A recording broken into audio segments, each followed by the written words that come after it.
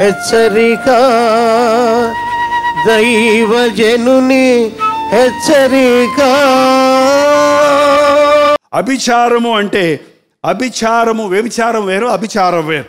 అభిచారం అంటే ఈ శకునాలు చూడటం, మంగళవారం పెళ్లి చేయకూడదు, శుక్రవారం డబ్బులు ఇవ్వకూడదు, శనివారం తుమ్మకూడదు, బుధవారం దగ్గకూడదు,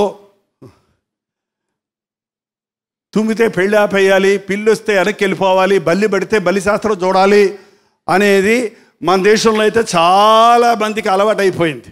అది వెంటనే మనకు తెలియకుండానే వాటికి ప్రతిస్పందిస్తుంటున్నాం. అంటే నువ్వు అనవసరమైన వాటి కోసం భయపడుతున్నావు. పిల్లికి, కుక్కకి, నక్కకి భయపడుతున్నావు. నిన్ను సృష్టించిన సృష్టికర్తకు భయపడకుండా, సకలము నీ ఆధ్వర్యంలో ఉంచిన దేవునికి భయపడకుండా నువ్వు మనుషుల్ని ఆశ్రయిస్తున్నావు, లోకాన్ని ఆశ్రయిస్తున్నావు. అది అభిచారము, పిల్లి శూన్యము. అంటే చేతబడి శక్తుల మీద, లేకపోతే ఈ లోక సంబంధమైన సాతాను కార్యాల మీద మనసు పెట్టడం. ఈ ఆలోచనలతో నిండిన వారు నాకు ఎవరో చేతుపడి చేశారండి, అందుకే నాకు నిద్ర రావట్లేదండి, అందుకే నాకు కూడా గుండె డబడబడా కొట్టుకుంటుందండి, రాత్రి ఎవరు నల్లగా ఒక ఆయన వచ్చారండి, నాకు భయం వేసేసిందండి, అదండి ఇదండి అని కొంతమంది భయపడటం వలన ఉరి వస్తుందండి. భయపడటం వల్ల సాతాను బెదిరిస్తాడు. దెయ్యాలు ఎక్కువ స్త్రీలకే పడతాయి. ఎందుకో తెలుసండి? తొందరగా భయపడతారు కాబట్టి. భయపడే పురుషులు ఉంటే మీకు కూడా పడతాయండి, జాగ్రత్త. ధైర్యంగా ఉన్న స్త్రీలు ఉంటే మీకు రానే రావమ్మా. అపవాదిని ఎదిరించుడి, అప్పుడు వాడి మీద నుండి పారిపోవను. నీ ఎమోషన్స్లో భయము అనేది ఉండకూడదండి. యేసుప్రభుని నమ్మిన వారికి 365 సార్లు భయపడకు భయపడకు భయపడకు భయపడకని ప్రతిరోజు చెప్పినట్టుగా దేవుడు బైబిల్లో చెప్తా ఉన్నాడు. భయపడొద్దు, దిగులు పడొద్దు, నేను తోడై ఉంటాను, నేను సాయం చేస్తాను, నేను చేయబట్టుకుంటాను, నేను నడిపిస్తా, నేనున్నాను అని ప్రభు చెప్తున్నప్పుడు మనం భయపడాల్సిన అవసరం లేదు. భయం అనేది నీ జీవితంలో నుంచి పోలేదంటే ఆ భయమే చాలు నీ భక్తి జీవితాన్ని కృంగదీయటానికి.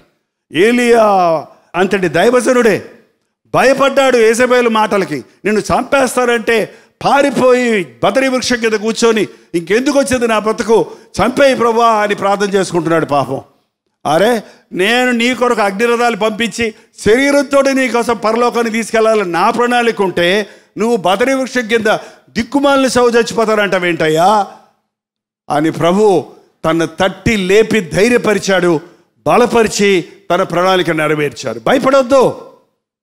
దేవుడు శక్తియు బలమును ఇంద్రియ నిగ్రహములు కలిగిన ఆత్మనే ఇచ్చను కానీ పిరికి తన ఆత్మను మనకు ఇవ్వలేదు.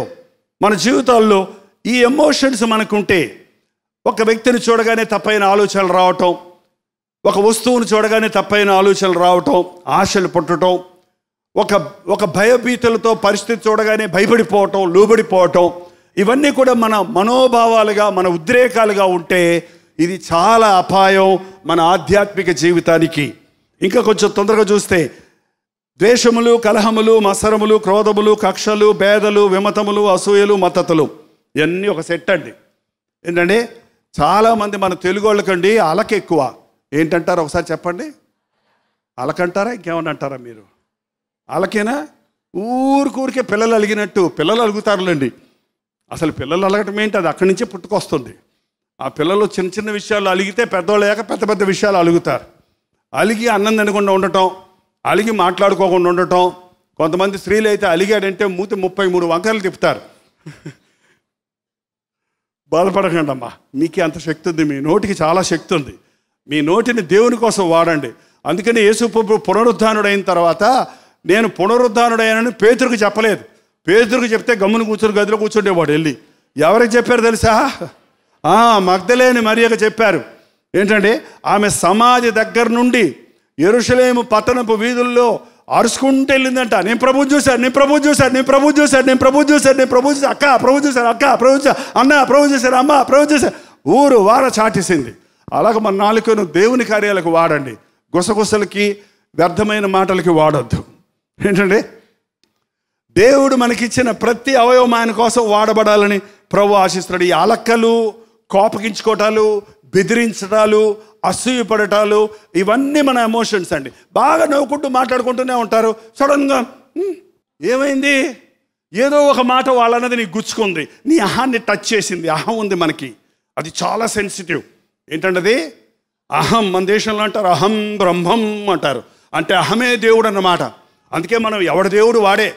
మన దేవుణ్ణి ఎవడన్నా ముట్టాడా, మన మనస్సుని ఎవడన్నా ముట్టాడా, మన అహంభావాన్ని ఎవరన్నా ముట్టారా, సొడరని ముడుచుకుపోద్దంటే టచ్ మీ నాట్ అన్నట్టు. ఏంటంటే ముట్టుకుంటే ముడుచుకుపోయే చెట్టు ఉంది, మీరు ఎప్పుడైనా చూసారా? చిన్నప్పుడు ఆడుకునేవాడిని నేను. ఇట్టంటే చాలు ఈ అని ముడిచిపోద్ది. మళ్ళీ కాసేపు కూర్చుని దాకా ఇరుచుకోవద్దు, మెల్లగా ఇచ్చుకున్నదిరా అని ఇట్టన్నా వరకు మళ్ళీ పోయి ఉండకూడదు.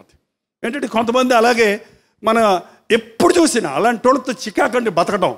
అలాగా మాటి మాటికి మూతి ముడిచేవాళ్ళు, మాటి మాటికి అలిగేవాళ్ళు, మాటి మాటికి కోపగించుకునేవాళ్ళు, మాటి మాటికి బాధపడిపోతున్న వాళ్ళు, ఎక్కువ ఓవర్ సెన్సిటివ్గా ఉండి ప్రతి చిన్న విషయాన్ని రాద్ధాంతం చేసేవాళ్ళు కరోనా వైరస్ కంటే పెద్ద వైరస్ బాధతో బాధపడుతున్నారు. మీరు వెంటనే ట్రీట్మెంట్ కావాలి. మీకు ఏ మందులు ఏ ఇంజక్షన్లు పనిచేయవు. దీనికి యేసుక్రీస్తు రక్తంలో కడగబడితేనే ఇందులో నుంచి మనకు విడుదల వస్తుంది. ప్రార్థన చేసుకుందాం. పరిశుద్ధుడా, నీకు వందనములయ్యా.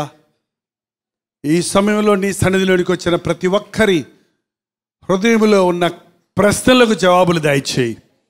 ఎందుకు, ఎలా, ఏమిటి అనే విషయాలలో ఎప్పటికప్పుడు ఇందుకే నేను ఏర్పరచుకున్నాను, ఇందుకే శ్రమను అనుమతించాను, ఇందులో నేను నీకు సహాయం చేస్తాను, ఇందులో నీకు నా నడిపింపును నా చిత్తాన్ని బయలుపరుస్తానన్నా నీ మెల్లని స్వరాన్ని వినగలిగిన కృపలను మాకు దయచేయము. రక్షించని వారికి రక్షణ దయచేయము. రక్షించబడిన వారు పరిశుద్ధపరచబడినట్లుగా మరొక్కసారి నీ సారూప్యంలోనికి మమ్మల్ని తీర్చిదిద్ది ఈ చీకటి లోకంలో వెలుగులాగా, ఈ సవిసారము లేని లోకంలో ఉప్పులాగా నీ సాక్షులుగా బ్రతుకుటకు మాకు సహాయం చేయము. ఏ ఆశతో, ఏ కోరికతో, ఏ స్థితిలో నీ బిడ్డలు ఎక్కడికి వచ్చినారో చూచున్నావు. వారి అవసరత తీర్చామని, వారి శరీరాలను స్వస్థపరిచామని, వారి హృదయవాంఛలు తీర్చున్నామని విశ్వాసంతో తిరిగి వెళుతుండగా నా దేవుడు నాకు గొప్ప కార్యాలు చేశాడనే మాట మా నోట ఉండటానికి సహాయం చేయమని యేసుక్రీస్తు నామములో అడుగుచున్నాము తండ్రి. మన తండ్రి అయిన దేవుని యొక్క ప్రేమయు, కుమారుడైన క్రీస్తు యొక్క కృపయు, ఆదరణకర్త అయిన పరిశుద్ధాత్మ యొక్క సహవాసమును కూడి వచ్చిన మనందరికీ ఇప్పుడును సదాకాలము తోడై ఉండనుగాక. ఆమేన్, ఆమేన్, ఆమేన్.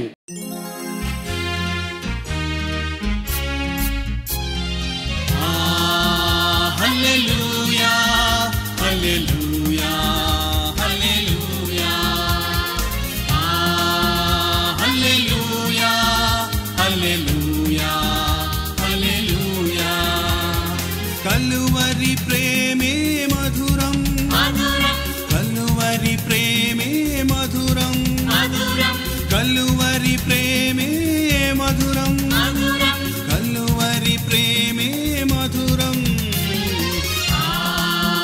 హల్లెలూయా, హల్లెలూయా, హల్లెలూయా, హల్లెలూయా, హల్లెలూయా, హల్లెలూయా.